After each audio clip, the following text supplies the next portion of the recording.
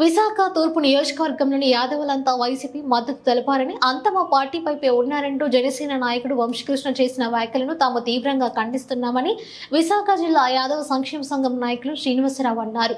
శుక్రవారం విశాఖ ఎంబీవీ కాలనీలో ఏర్పాటు చేసిన మీడియా సమావేశంలో ఆయన మాట్లాడుతూ వచ్చే ఎన్నికల్లో యాదవులంతా వైసీపీకి మద్దతు తెలియజేస్తూ సీఎం జగన్ దిశా నిర్దేశాలను తప్పక పాటిస్తామన్నారు.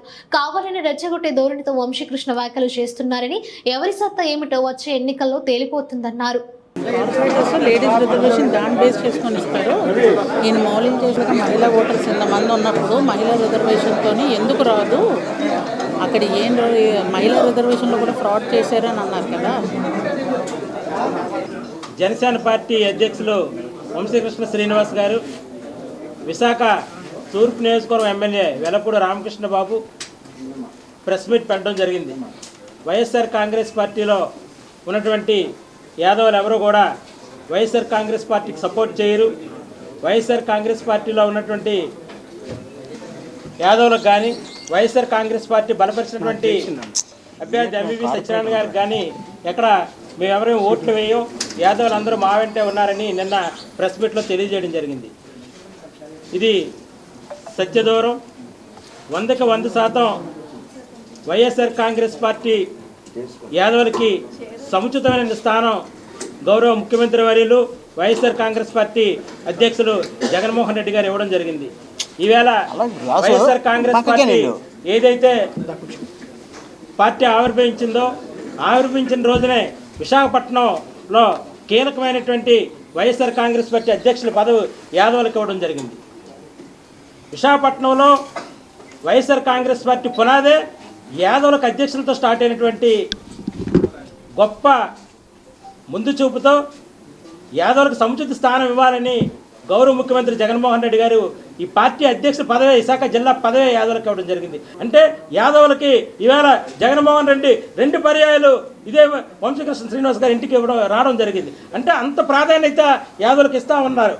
కాబట్టి జిల్లాలో ఉన్న యాదవులు అందరూ కూడా తప్పకుండా రేపు రాబోయే జనరల్ ఎలక్షన్లో జగన్మోహన్ రెడ్డి గారు బలపించినటువంటి వ్యక్తులకు అందరూ కూడా సపోర్ట్ చేస్తాం. తప్పకుండా ఈస్ట్లో ఎంవీవీ సత్యనారాయణ గారికి మేము అందరం కూడా పూర్తిగా యాదవులందరూ కూడా ఈ నియోజకవర్గంలో యాదవులందరూ కూడా పూర్తిగా సపోర్ట్ చేసి ఆయన్ని గెలిపిస్తామని ప్రింట్ అండ్ ఎలక్ట్రానిక్ మీడియా ద్వారా మీకు అందరికీ తెలియజేస్తామని. జనసేన ఆఫీస్లో మరి వంశీకృష్ణ గారు మాట్లాడినటువంటి చాలా అనుచితమైన భాష మాట్లాడుతూ మరి ఒక నాయకుడిగా 10-12 సంవత్సరాలుగా నాయకుడిగా ఉంటూ మీరు అసలు వాడడానికి అసలు వినడానికి కూడా మరి ఎటువంటి ఇది లేనటువంటి భాషలో ఆయన మాట్లాడుతూ ఈరోజు వైఎస్ఆర్ కాంగ్రెస్ పార్టీని అలాగే మరి యాదవులందరూ కూడా నా వెనకాతలే ఉన్నారని చెప్పేసి ఆయన ఏదైతే అన్నారో ఆయన ఒక విషయం అయితే గుర్తుంచుకోవాలి. ఈరోజు యాదవులుగా ఈరోజు మేము కార్పొరేటర్లుగా ఈరోజు మరి ఎన్నో సంవత్సరాలుగా ఈరోజు మేము ఇక్కడ పుట్టి పెరిగినటువంటి యాదవులు మేము. ఈరోజు యాదవులందరూ మీరు ఎక్కడి నుంచి వచ్చారో మీరు ఒకసారి తెలుసుకోండి అసలు దయచేసి.